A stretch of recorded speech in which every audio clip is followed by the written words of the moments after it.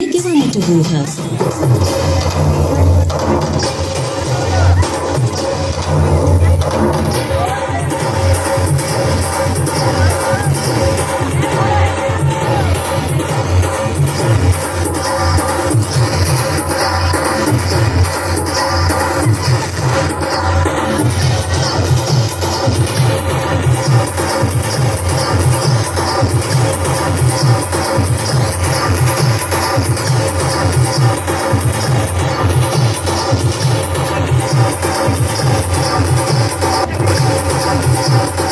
ආගේ රාජ්‍යයේ වැසියන් ප්‍රීතියෙන් නටමින් ගයමින් වීථි සරනවා.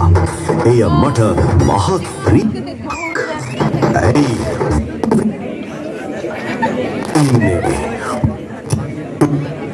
දවීමට මහා ඇමති වහාම දඩකෙලියට යාම සඳහා සියල්ල සූදානම් කරනු.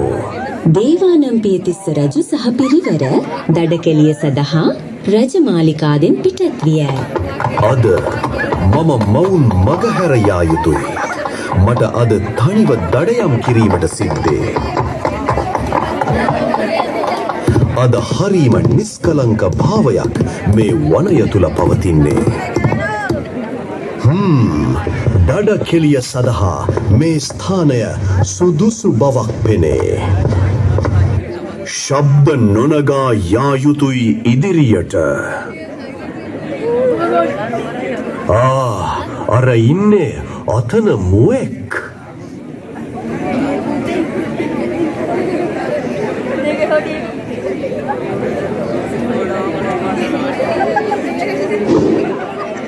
ෂා වැරදුනා කවදාකවත් නැතුව.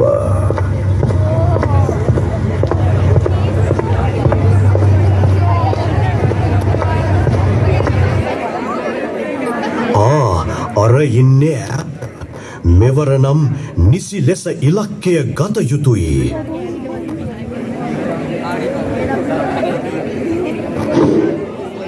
ෂා ආයෙත් වැරදුනා. කොහේ පැනගත්තාද මෝ? කිසිම දිනක නොවූ ආකාරයට අද දින රජතුමාගේ ඉලක්කයන් සියල්ල වැරදි කියා. පසුපස පන්නාගෙන ගියත් සොයාගත නොහැකිසේ මුවාද අතුරුදහන් වුණා. රජතුමා මුවා සොයා වනයේ ඇවිදින අතරේ කවුරුන් හෝ රජතුමාගේ නමින්ම අමතනු රජතුමාට ඇහුණා. තිස්ස කවුද? මාගේ නමින් මා ඇමතීමට සමත් පුද්ගලයා මේ දෙරණේ? සමනාමයං මහාරාජ ධම්මරාජස්ස ශාවකා තමේව අනුකම්පාය ජම්බුදීපා ඉදාගතා. ඒ මොකක්ද? ඒ ශ්ලෝකයක් කියනවා වගේ ඇහෙන්නේ.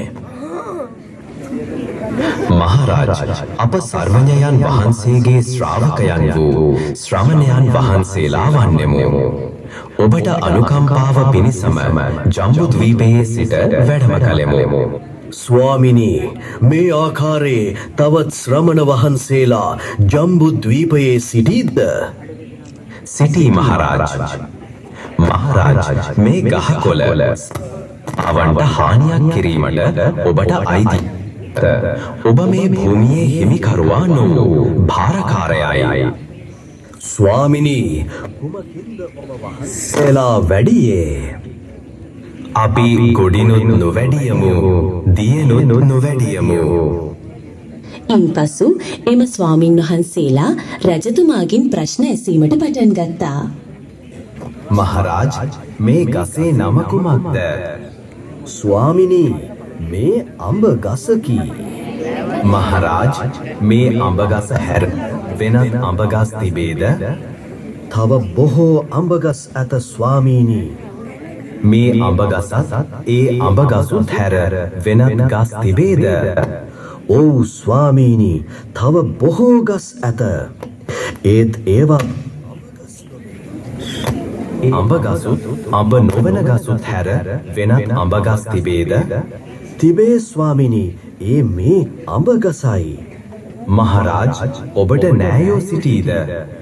බොහෝ සිටි ස්වාමීනි. නොනෑයෝ සිටීද? එසේය ස්වාමීනි, නොනෑයොත් සිටී. ඒ නයොත් නොනෑයොත් ඇර තවත් අය සිටීද? සිටී ස්වාමීනි, ඒ නොනැවිලි.